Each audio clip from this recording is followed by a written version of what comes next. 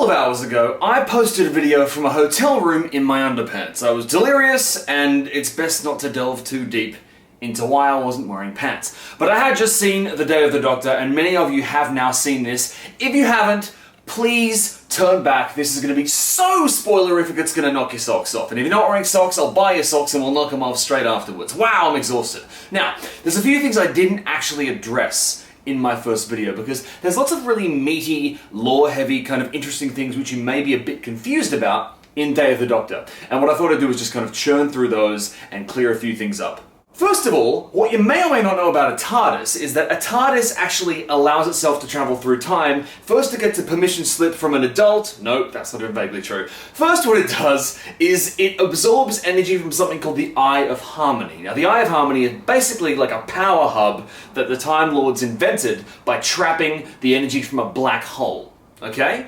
And a TARDIS needs to feed off that in order to travel through time. Problematically, when Russell T Davies rebooted the series, he effectively established that Gallifrey was destroyed. And at no point did he explain just how the heck the TARDIS was traveling through time and space.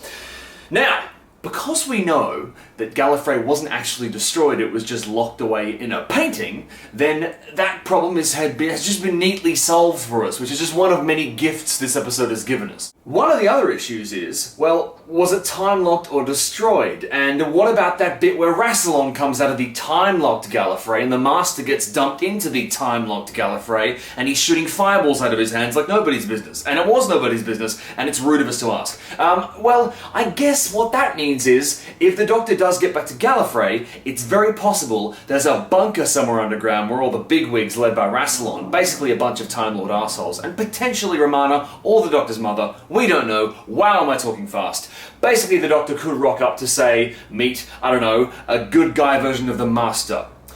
That would be amazing. Now, Tom Baker appearing in the episode is a really, really big deal, but it also is very interesting because now we know that the Doctor's quest is to get to Gallifrey.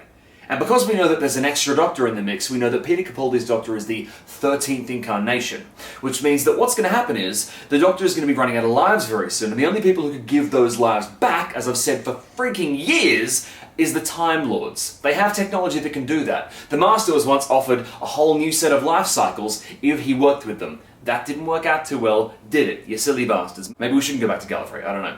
But what's going to happen is, at some point in the future, the Doctor is going to get a new cycle of lives. How do we know? Because we know that at some point in the future, he picks another face. A face that he's had before. And he chooses to curate at this lovely little art gallery. That is very good, but it's very hot. Oh, another thing about the Fourth Doctor. You may notice that he wasn't wearing his scarf.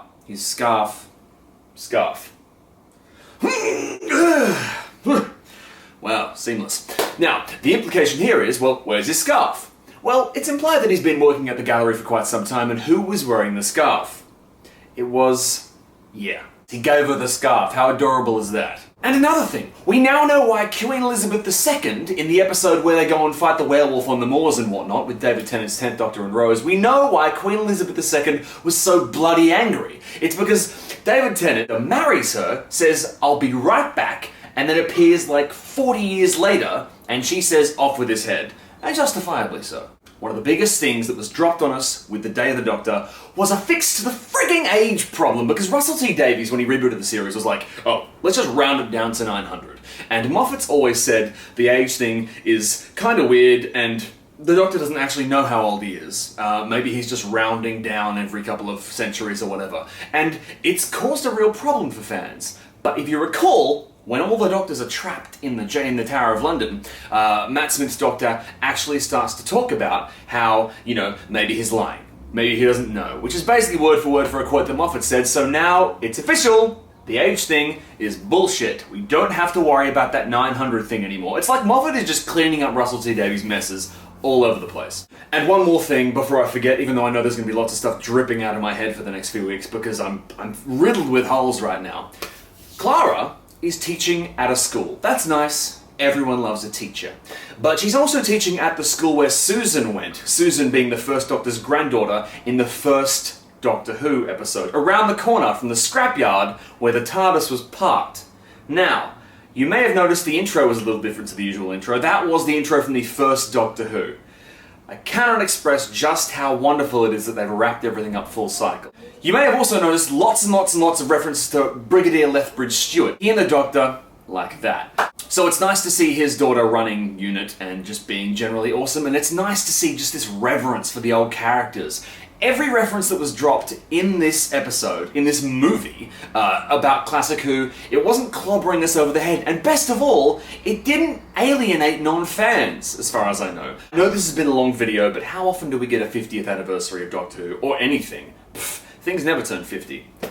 It's not technically true, but anyway. I'm gonna take this scarf off, it's freaking hot. I will be doing many more videos over the coming weeks. You're awesome, and I cannot wait to read comments. Oh, and if you want, subscribe! Why not? What's the worst that could happen?